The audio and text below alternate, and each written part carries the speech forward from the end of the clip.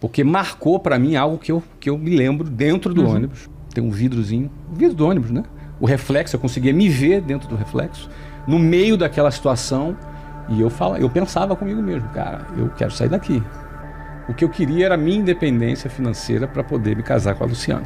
Que coisa. Essa era a minha primeira meta. Coisa louca. Essa era a minha primeira meta. E isso me impulsionou de um jeito, cara.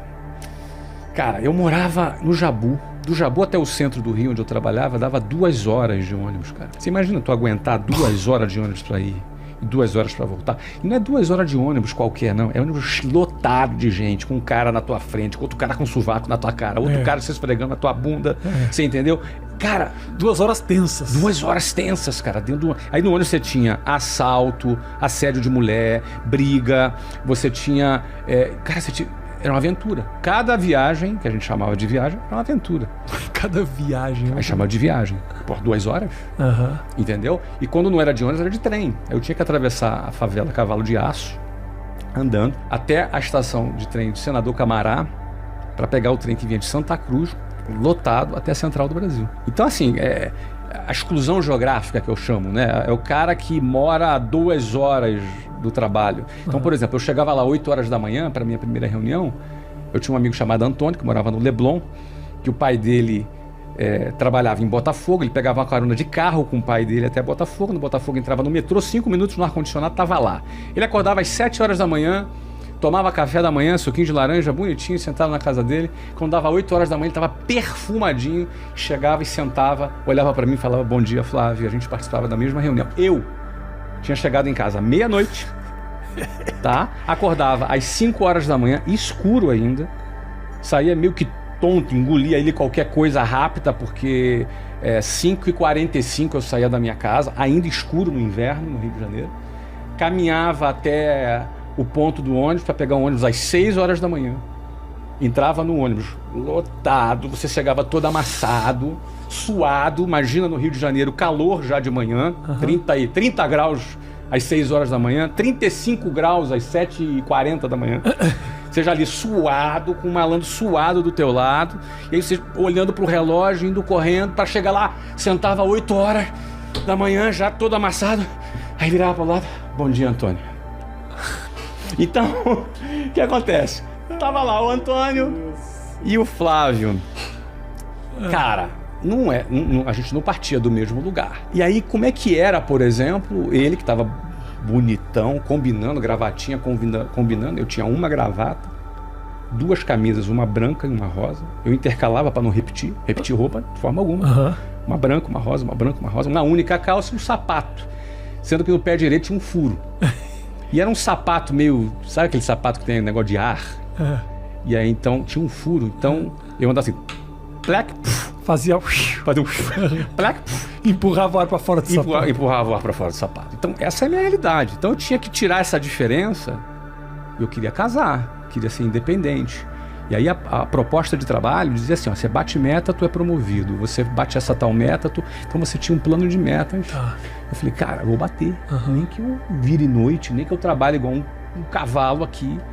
Entendeu? Eu tenho na minha casa até hoje várias cartinhas que eu ia dentro do ônibus. Não tinha celular, cara. Não tinha assim, ó, oi amor, tudo bem? Como tá você? Não existia isso. Então era cartinha. Garrancho ali com o ônibus balançando, escrevendo cartinha pra Luciana dentro do ônibus. Você entendeu, cara? E aí o que acontece? 2 anos depois eu me casei com ela. Sovaco aqui. Isso. E cartinha ali. Cartinha ali. Cartinha ali.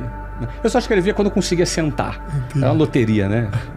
Você conseguia sentar. Porque tinha dia que você passava as 2 horas de pé. A maioria dos dias era as 2 horas de pé. A maioria. Você acha que isso de alguma maneira, essa experiência te empurrou, te ajudou? Porque se fala muito isso, né? Você precisa passar um pouco de dificuldade para entender quando a glória chega. Eu não sei se eu concordo tanto com isso, mas de qualquer forma é algo que se fala muito. De alguma forma, isso te ensinou resiliência ali naquele momento. Porque você poderia ter desistido, você poderia ter feito algo mais simples, você tinha um objetivo muito claro. Mas você acredita que isso de alguma maneira te ajudou no fim das contas? Eu acho que me ajudou. Acho que na vida a gente decide aquilo que a gente quer. Mas em alguns casos é muito importante a gente decidir o que a gente não quer também. Sabe, o basta. É importante a gente ter aquele momento do basta. tem mulheres que aceitam serem maltratadas e são maltratadas por muito tempo, porque ela não deu basta, às vezes não teve a coragem, está numa situação difícil. E existem situações na nossa vida que a gente não tem opção. Por exemplo, eu não tinha opção, eu tinha que entrar naquele ônibus e enfrentar. Isso minha mãe me ensinou. Cara, você tem que enfrentar. Enfrentar, às vezes, representava entrar no ônibus e andar pendurado no ônibus. Já andou pendurado no ônibus? Isso é grande, hein? Pendurado aonde você fala? Na porta do ônibus. Em Porto Alegre eu já tive, na época de escola, sim, mas era passageiro, não era em busca do futuro. Cara, pendurado no ônibus, não é em cima do ônibus, como surfista de ônibus, não era o meu caso, mas pendurado é o seguinte, cara, teu ônibus chegou, se você não entrar naquele ônibus, você não chega no trabalho, e você tá com nego socado, todo mundo socado dentro do ônibus e não tem espaço, você acha um pedacinho de chão para botar o teu pé e você se segura ali no ônibus e você vai pendurado. Entendeu? Então isso é a realidade de muita gente de periferia que tá fora das zonas mais acessíveis, que eu chamo de exclusão geográfica. É a realidade. É horrível, é humilhante. É absolutamente humilhante essa situação do transporte público no Brasil. Então, o transporte público eu cito com muita frequência porque marcou para mim algo que eu me lembro dentro do ônibus, eu de dentro do ônibus, às vezes à noite, quando eu digo ou à noite ou então de manhãzinha, quando estava escuro do lado de fora, e eu olhava o reflexo, tem um vidrozinho, o vidro do ônibus, né? O reflexo, eu conseguia me ver dentro do reflexo, no meio daquela situação, e eu pensava comigo mesmo, cara, eu quero sair daqui, é aqui que eu quero ficar. E aí tinha uma mulher, uma personagem interessante. Eu pegava no ponto final do 396, era uma das hipóteses, que era Jabur, Largo de São Francisco. Então era no meu próprio bairro, eu tinha um ponto final de um ônibus. E entrava nesse ônibus quem era do bairro, então eram pessoas meio que conhecidas. Tá. Eu lembro que eu comecei a pegar esse 396 e eu percebi que tinha uma mulher nesse ônibus, o nome dela era Ilka, eu lembro da Ilka, até hoje, cara. E ela já estava pegando aquele ônibus há 27 anos.